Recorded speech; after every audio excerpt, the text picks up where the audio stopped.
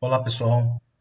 Essa é a nossa primeira aula da disciplina de trabalho de conclusão 1 no curso de Engenharia Civil, onde a gente vai começar a abordar sobre metodologia científica e, dentro de metodologia científica, os procedimentos didáticos e, agora, nesse aspecto, a leitura.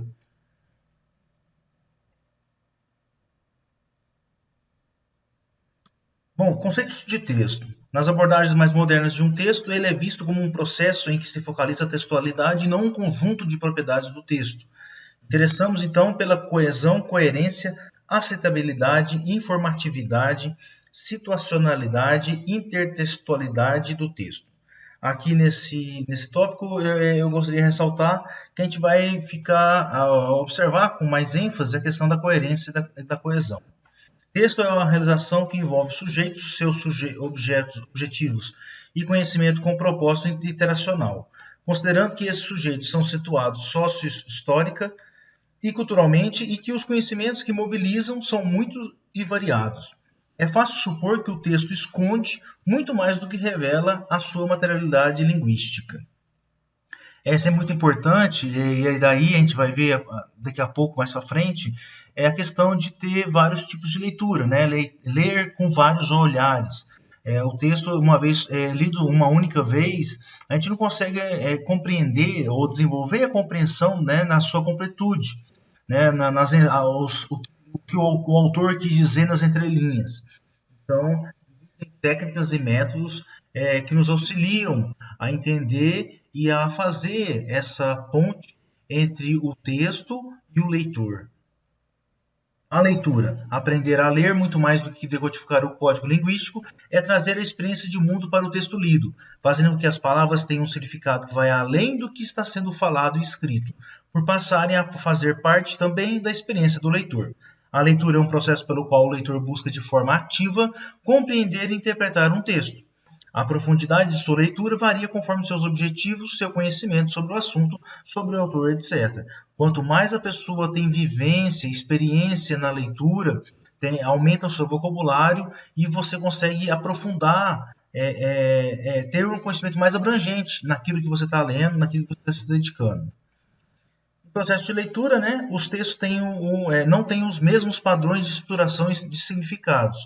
A natureza do léxico utilizado, as formas linguísticas, o gênero discursivo, a estrutura narrativa, o tipo de assunto podem ser todos componentes que facilitem a vida do leitor, como também que a dificultem. Ou seja, os aspectos, as características da construção de um texto pode facilitar ou dificultar a vida do leitor. Então, se nós pegarmos uma revista de medicina para ler, nós vamos ter muita dificuldade. Não só pelos vocábulos, pelas palavras-chave, mas também pelo tipo de estrutura que o texto traz, né?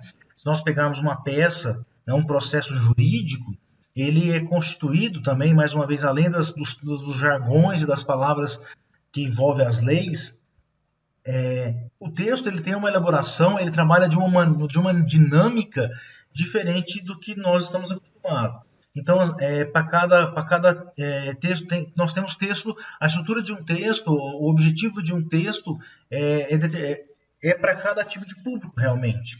Por isso que às vezes nós podemos ter uma história, a mesma história, e ela é estruturada para criança, público infantil. Aquela mesma história ela é feita agora, mas por uma perspectiva para o adolescente. A mesma história agora ela é feita num outro livro, por exemplo, para o adulto, porque eles são construídos de maneiras distintas. Uma leitura proveitosa traz resultados satisfatórios. Alguns aspectos fundamentais são. Então, quais são aspectos que são fundamentais para que a gente possa ter realmente uma leitura positiva? A atenção, né, que é a aplicação cuidadosa e profunda da mente e do espírito em determinado objeto, buscando o entendimento, a assimilação e a apreensão dos conteúdos básicos do texto. Então, assim, se realmente se concentrar naquilo que você está lendo e não tentar ali estar lendo uma matéria que você não conhece, um texto que você tem que fazer um estudo, está, né, atendendo no celular, está no WhatsApp, está numa mídia social, está assistindo televisão, tem gente que está lendo um texto para fazer um trabalho e está ouvindo música ao mesmo tempo. Então, a gente tem que focar a nossa atenção ali. A intenção, né, o interesse ou o propósito de conseguir algum proveito intelectual por meio da leitura. Então, se a gente distribui a nossa atenção com outras atividades, O nosso interesse naquele momento de leitura, para aquele texto específico, ele está sendo diminuído, né? Está sendo bastante diminuído. A reflexão, consideração e ponderação sobre o que se lê, observando todos os ângulos, tentando descobrir novos pontos de vista, novas perspectivas e relações. Desse modo, favorece a assimilação das ideias do autor e, assim, como o esclarecimento e aperfeiçoamento delas, que o ajudam a aprofundar o conhecimento.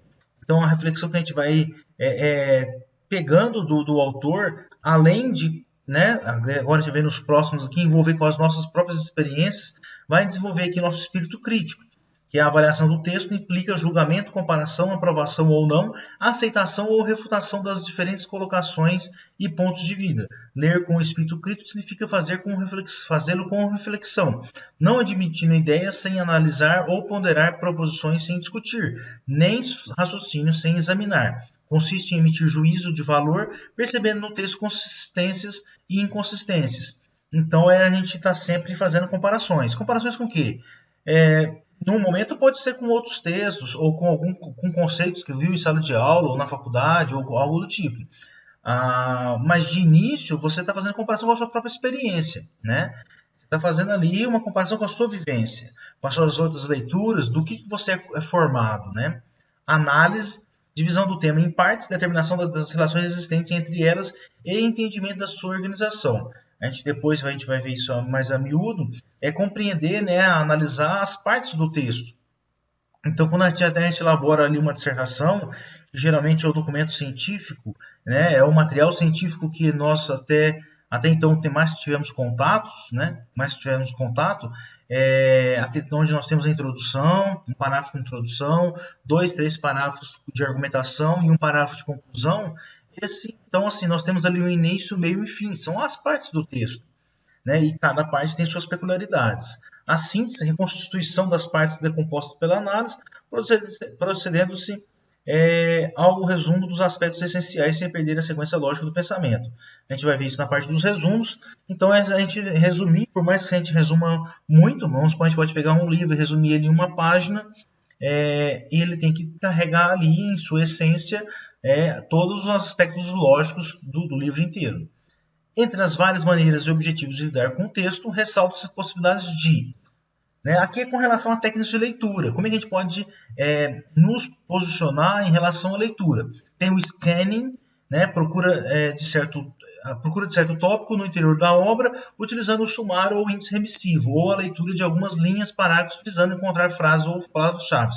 É quando você quer, por exemplo, fazer a pesquisa sobre um determinado termo específico, um tema específico, e você vai buscar várias obras, e dentro dessas obras você vai procurar aquela palavra-chave de maneira específica, ou procurar por algum tópico que vai te levar de maneira direta àquilo que você está procurando ao observar o índice remissivo ou o próprio sumário. O skimming captação da ideia da tendência geral sem entrar em minúcias, valendo-se dos títulos e subtítulos das seções e das ilustrações, se houver. Leem-se também trechos para localizar objetos, objetivos e metodologia da obra. Aqui já um pouco mais a miúdo, né? A gente vai fazer a observação dos títulos e subtítulos, do significado, visão ampla do conteúdo, principalmente do que interessa, deixando de lado aspectos secundários e percorrendo tudo de uma vez, sem voltar. De estudo ou informativa, ocupa-se da absorção do conteúdo, bem como de seu significado. Esse tipo de leitura compreende ler, reler, utilizar o dicionário, marcar ou sublinhar palavras ou frases-chave e fazer resumos. Crítica, estudo e formação do ponto de vista sobre o texto, comparando as declarações do autor com o conhecimento anterior do leitor, avaliação de dados e informações, no que se refere à fidedignidade, atualização e da solidez da argumentação. Verifique-se também se as informações estão corretas e completas. A leitura informativa engloba várias fases ou etapas, que podem ser assim sintetizadas. Aqui ele está falando da leitura que mais nos interessa, que é a leitura informativa. Então, a leitura informativa é aquela que realmente nós vamos aqui agora esmiuçar os conteúdos. Então, de reconhecimento ou prévia, o que acontece? Recomenda-se que a gente sempre faça ali duas, três, né? Três é o recomendado mesmo, vamos dizer assim, pela literatura, três leituras do mesmo texto. O primeiro a gente faz de maneira rápida, prévia, para ter uma ideia geral do texto, né? A gente fala o olhar holístico, né? Então você lê de maneira rápida, sem ficar se detendo em alguma parte do texto. Depois, na segunda lida, você já faz uma lida onde você vem marcando, né, as palavras-chave, anotando palavras desconhecidas para olhar, verificar no vocabulário, verificar no dicionário, né, aumentar seu vocabulário, verificando no dicionário, onde você faz a anotação das principais ideias, né, então você vem aqui já fazendo isso. A terceira leitura, essa sim seria uma leitura mais reflexiva, crítica, para apontamentos, né, uma releitura para você já fazer um resumo e principalmente para que você possa entender aquela questão de analisar as partes do texto, né? Muitos textos são complexos e nós temos que nos aprofundar na leitura para conseguir compreender, né, como é que o autor fez a correlação dos raciocínios, né, de acordo com o problema exposto.